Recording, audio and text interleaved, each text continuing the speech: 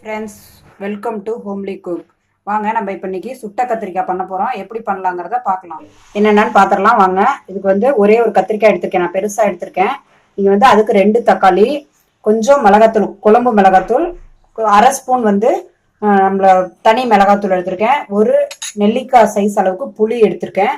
இப்போ தாளிக்கிறதுக்கு 2 காஞ்ச மிளகா, 1 பச்சை மிளகா, தேவையான அளவு உப்பு, 1 வெங்காயம் நான் பொடியை கட் பண்ணி வச்சிருக்கேன், மஞ்சத்தூள் 1/4 ஸ்பூன், கருவேப்பிலை. வாங்க எப்படி செய்யலாங்கிறத பார்த்துக்கலாம். புளியை ஊற போட்டுக்கலாம். அதுக்கப்புறம் இப்போ தக்காளியை வந்து நம்ம அந்த மேல் பார்ட் மட்டும் கட் பண்ணிட்டு வேக வச்சிடலாம். அதுக்குள்ள கத்திரிக்காவை நம்ம சுட்டுடலாம். எப்படின்னு பார்க்கலாம் வாங்க. இந்த கத்திரிக்காய் நல்லா வேகிற வரைக்கும் நம்ம இதில் சுட்டு எடுத்துடணும். நல்லா ஸ்மெல் வரணும், கத்திரிக்காயோட ஸ்மெல்லு நல்லா வரணும். வெடிச்சு உள்ள வெந்துட்டா தெரியும் நமக்கு. பாருங்க, நம்ம கத்திரிக்காய் நல்லா சுடுறப்ப இந்த மாதிரி வெடிச்சு வரும். தோல்லாம் எடுத்து அதுவே தானே வரும். ஆனா இன்னும் சுடலை, பாதி அளவுக்கு சுட்டுருக்கு.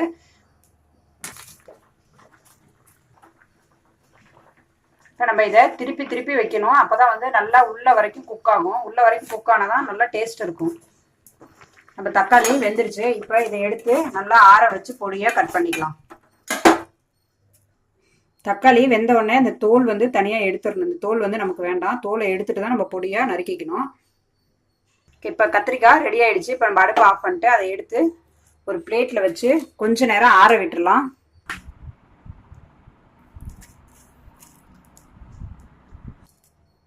இப்போ பாருங்க, ஆறிடுச்சு. நம்ம இந்த தோல் எல்லாம் நல்லா ரிமூவ் பண்ணி க்ளீன் பண்ணிக்கலாம்.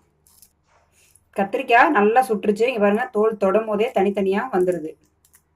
அப்படி வரணும், அப்போதான் உள்ள வரைக்கும் நல்லா வெந்திருக்கும். கத்திரிக்காவை நல்லா க்ளீன் பண்ணி வச்சுருக்கேன். இப்போ பாருங்கள், இது தொட்டாலே அப்படியே உடஞ்சிரும். நம்ம பிரித்து இது க்ளீனாக இருக்கான்னு பார்த்துக்கலாம். புழு ஏதாவது இருக்கான்னு நம்ம க்ளீன் பண்ணி பார்த்துக்கலாம். நீட்டாக இருக்குது, உள்ள எதுவுமே இல்லை, நல்லா க்ளீனாக இருக்குது. இப்போ நம்ம இது பண்ணிக்கலாம். இப்போ வாங்க எப்படி செய்யலாங்கிறத பார்த்துக்கலாம். இப்போ நம்ம தாளிச்சிடலாம். தாளிக்கிறதுக்கு கொஞ்சம் கடுகு, சீரகம்,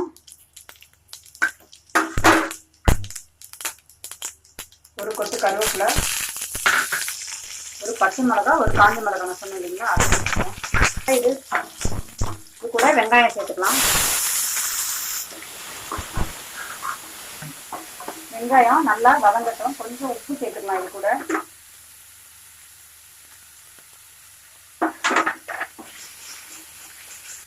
இப்போ வெங்காயம் நல்லா வதங்கிருச்சு. இது கூட நம்ம தக்காளி சேர்த்துடலாம்.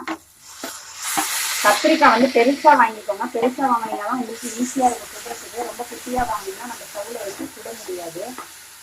கத்திரிக்காய் ஏற்கனவே வெந்திருக்கு, அதனால வந்து இது வந்து நல்லா வதக்கலாம் வேண்டாம். லைட்டாக ஒரு 2 செகண்ட் வதக்கிட்டு அது கூட கத்திரிக்காயும் சேர்த்துடலாம். நம்ம